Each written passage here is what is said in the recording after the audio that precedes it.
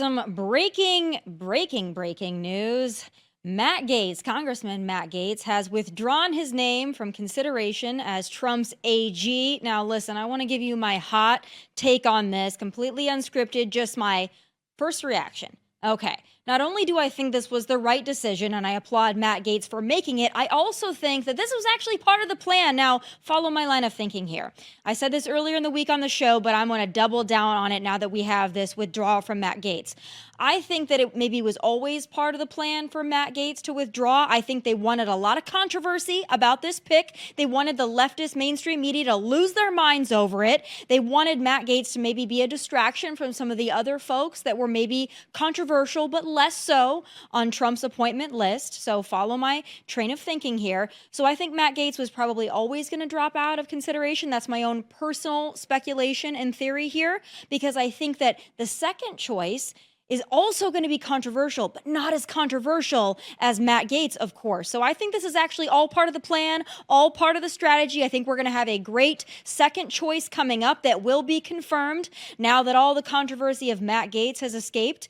And I think that we're going to be in for still a wild ride, but maybe a less wild, less chaotic circus.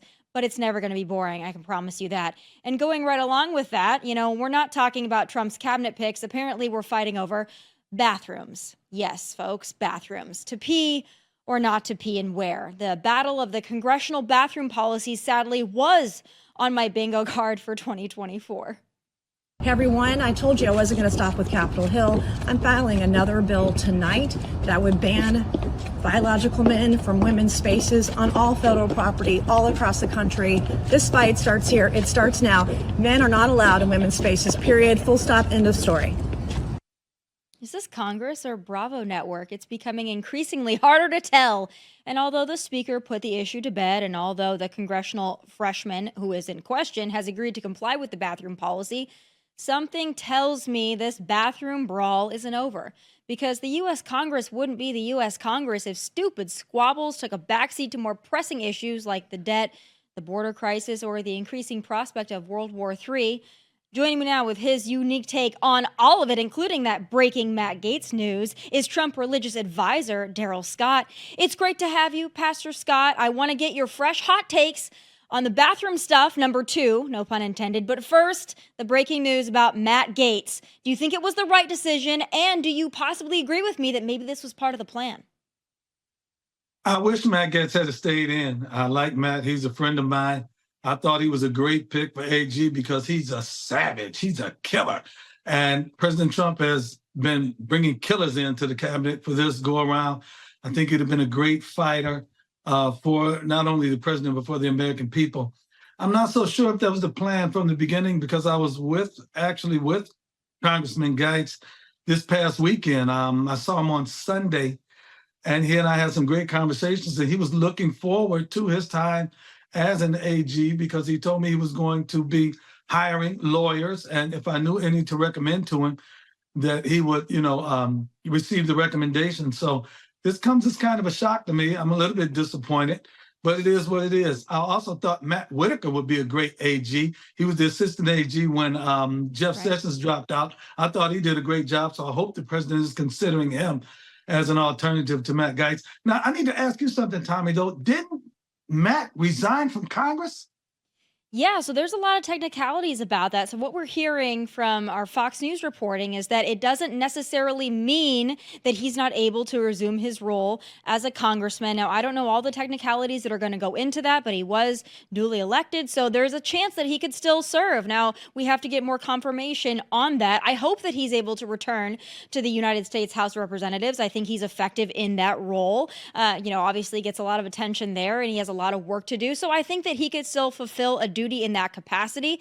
But I got to tell you, Pastor Scott, as much as I think it would have really shaken things up over there at the DOJ to have Matt Gaetz, I did feel, what Matt Gaetz said in his withdrawal statement, that it was becoming a distraction.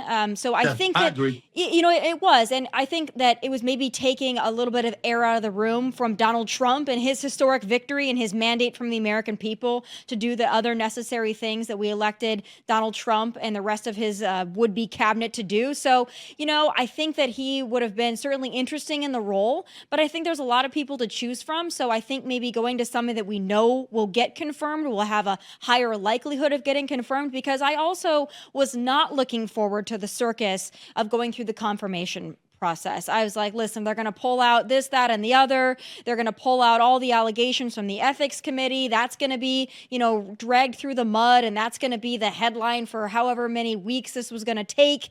And so now I'm happy that maybe we can just move on, get somebody in there that's going to have a less difficult time getting confirmed. But I'm also curious what you think about some of the other appointments that are maybe more controversial. I think RFK is probably going to be controversial. Tulsi Gabbard is going to be controversial. Pete Hegseth is probably going to be controversial. Do you think that those three are going to make it across that finish line? I think they will. I think the president has a plan to push all of them across the line at the same time. I really don't have a problem with any of those recommendations, because cabinet positions are, for lack of a better term, those are temp jobs anyway. People come and go inside and outside. If they're not performing, let me tell you something, President Trump will not have a problem with replacing anyone, but I don't have any I'm not against any of those picks. I think Tulsi is a good pick. I think RFK in that lane, if that's his lane, I think he's a good pick.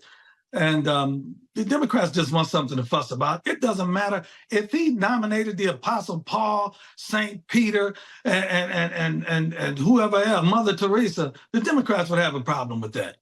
Yeah. No, I mean, we knew that there was going to be the shock and the awe from the losing side. They got their butts handed to them, but they still want to go out kicking and screaming, holding on to everything that they believe in, that the American voters rejected soundly.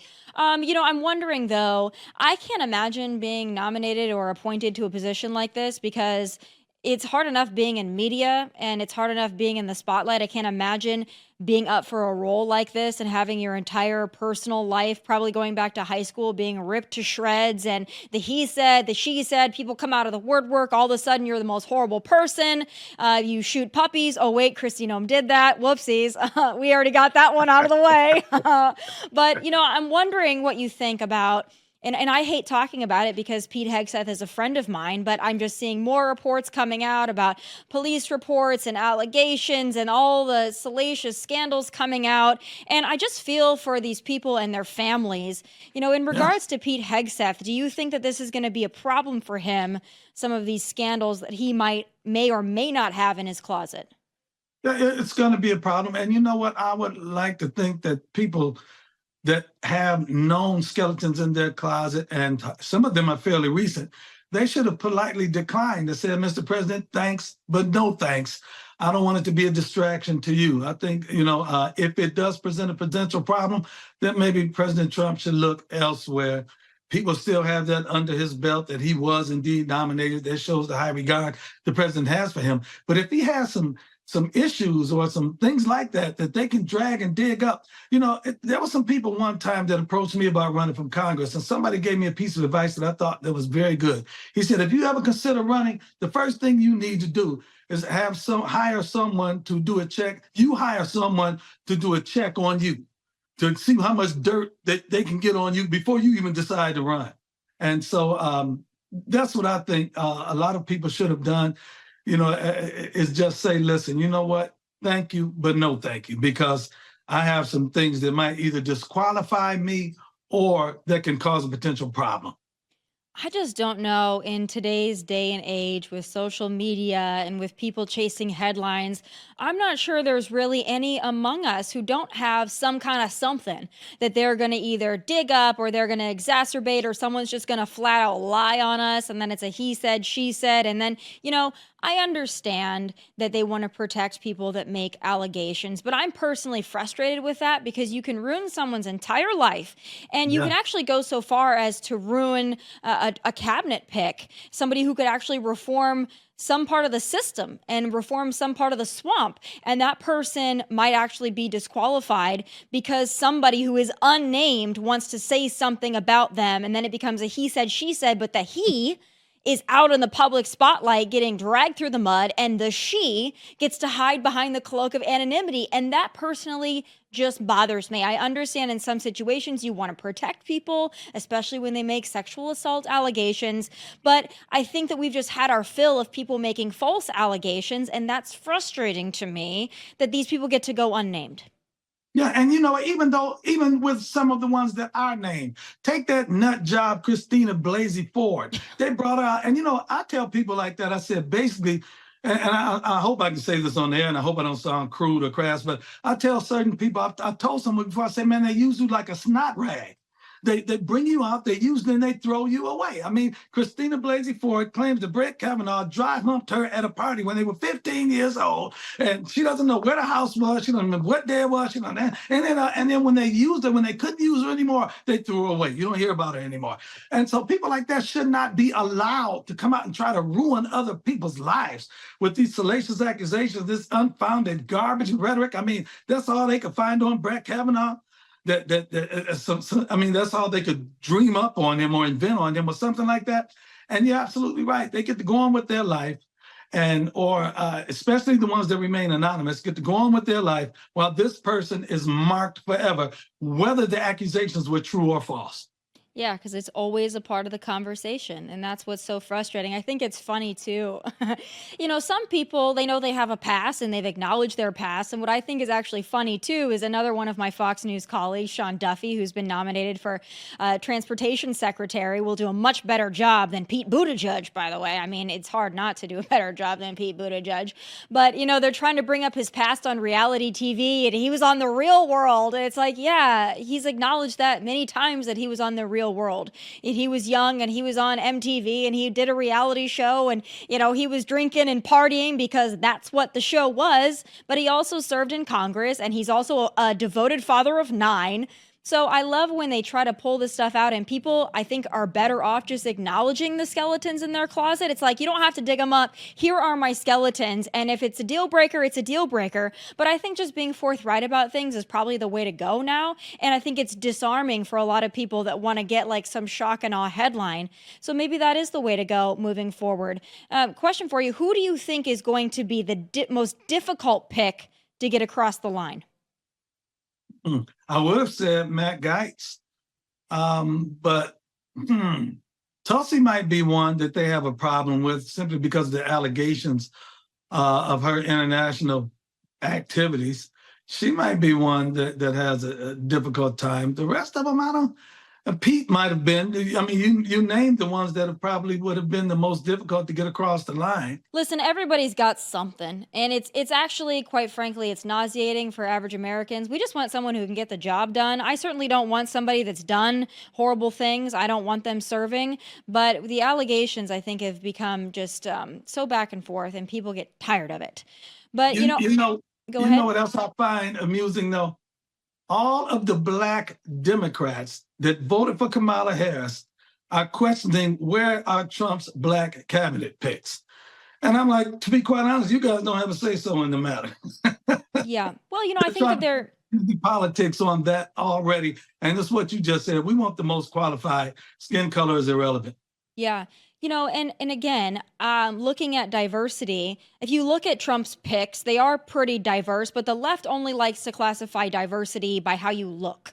So it's all about your skin color. It's all about how much melanin you have, but it's not about diversity of thought for them. If you look at Trump's cabinet, the diversity of thought, or his would-be cabinet, the diversity of thought is actually wide-ranging. You've got 2 former Democrats. You've got somebody who stood on a stage with Joe Biden and Kamala Harris trying to run for president in 2020, Tulsi Gabbard, who is now a pick for a position. You've got RFK Jr., a Kennedy, for God's sakes, who is also very much pro-choice and is kind of a climate change zealot. So if you're talking about diversity of thought, Donald Trump really has added a lot of folks with diversity of thought. You've got Dr. Oz, who, was brought to prominence by Oprah Winfrey, for God's sake. So I do think that there is diversity, but the left only looks at skin color for diversity. They don't even care about diversity of gender anymore, because you've got Susie Wiles, of course, historic nomination or historic pick for chief of staff, first woman to be in that role. So very interesting to me what they think about diversity. I do want to go back to the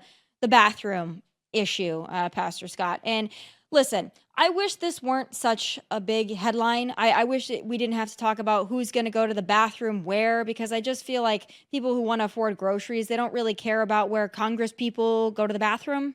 But this was a big thing of the week. It was hotly contested on both sides. You've got Nancy Mace, who's saying, listen, we want the bathrooms to be for women. She's got a history of abuse and rape. And so for her, it's personal. But I feel like this is far from over. I do feel like the person in question, the trans member of Congress, Sarah McBride, I do feel like there was, it was very nice to see that this person was just going to comply. But I'm wondering what your thoughts are. Do you think the American people care about who goes to the bathroom at the Capitol and where they go? At the Capitol, I don't think the American people, most Americans will have never been in the Capitol in their entire life. If it's an issue for Nancy, I like the fact that I do see in airports and other places around the country, they have men's bathrooms, women's bathrooms, then they have a gender neutral bathroom. I think a good solution would be to designate a gender neutral space, and then whoever wants to go in that one can go in that one. Don't take your little girls in that one, or don't take your little boys in that one. But I think it's something that does not need to be a national emergency. Right. I think it's something that could be settled in a more diplomatic way. Yeah, for me, it's like I care more about fighting for the integrity of women's sports and the integrity of the locker room for female athletes. I feel like that's much more of a pressing issue. And, I got to tell you, sometimes I just get tired of people who are elected to represent us on either side of the aisle chasing headlines and notoriety and spotlight.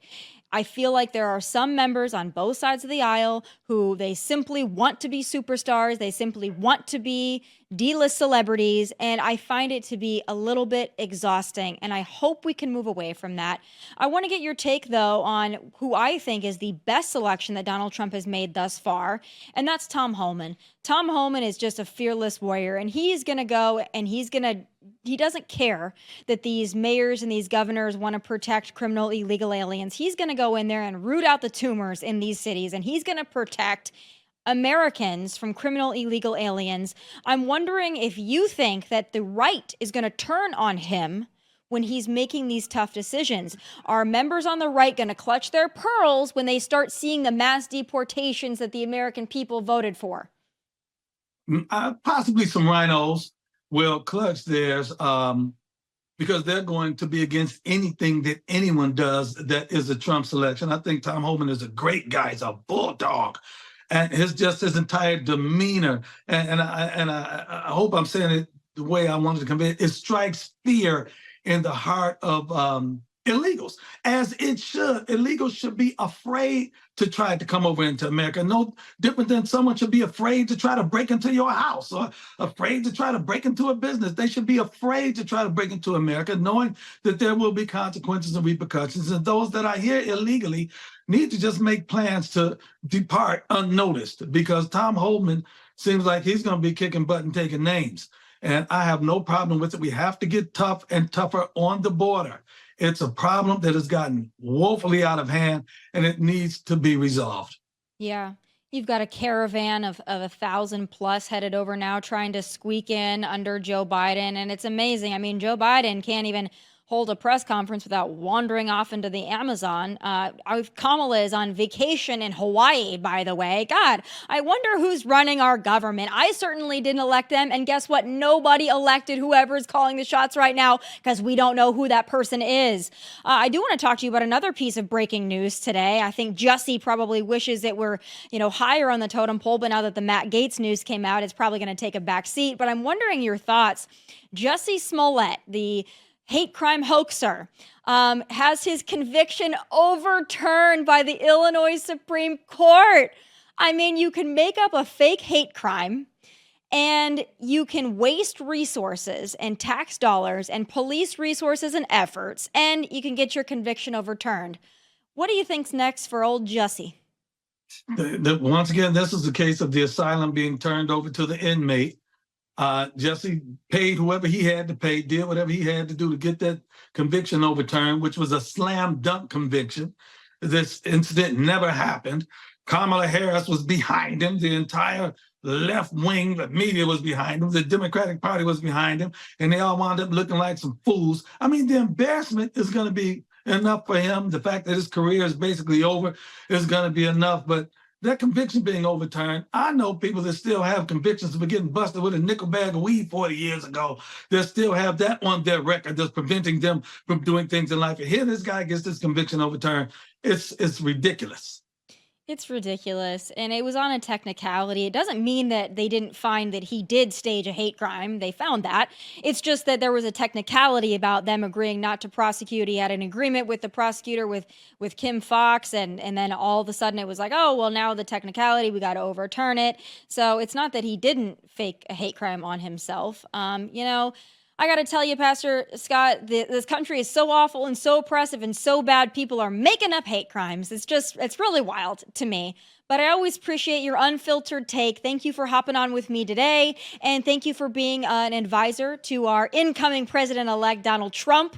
Always interesting to have you and get your insight. Thank you so much for hopping on with me today. One last comment. I put your hat in the ring for the View.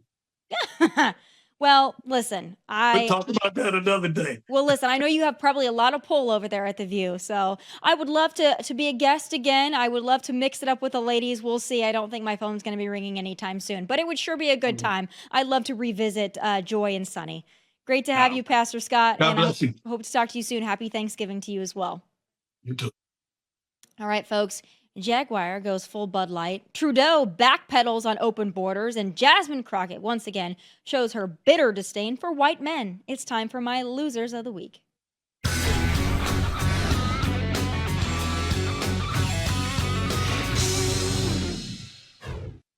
Folks, it's true that car commercials, like perfume commercials, are often nonsensical. Many are corny and cliche, and few entice customers to actually purchase the thing being advertised. But this latest Jaguar commercial really takes that marketing strategy to new and bizarre heights. Not only does this commercial seemingly feature men in dresses, it also fails to feature a really important element of a car advertisement: the car.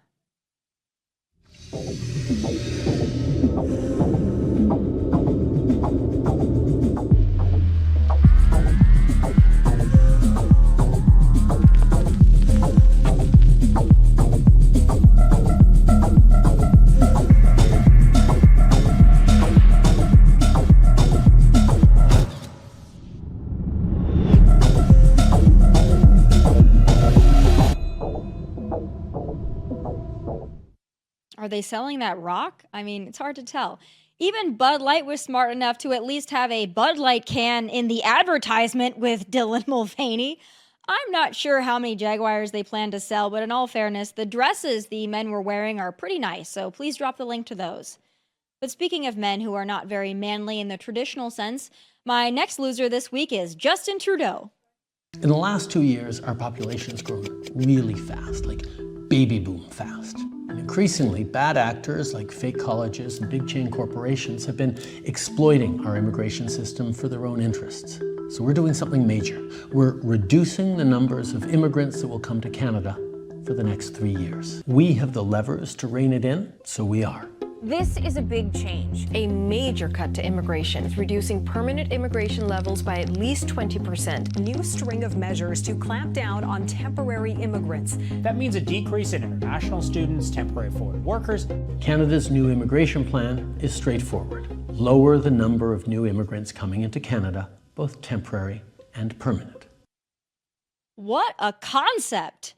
Canada Nice is now Canada No Vacancy and Please Leave. Though I'll be honest, it's hard to fully call Trudeau a loser for this, given our own U.S. administration refuses to follow suit. How did Canada out-border secure the United States of America, for God's sake? Well, Joe and Kamala are still flying people in and allowing others to make appointments via a cell phone app. Trudeau is embarrassing us, but thank God January is coming.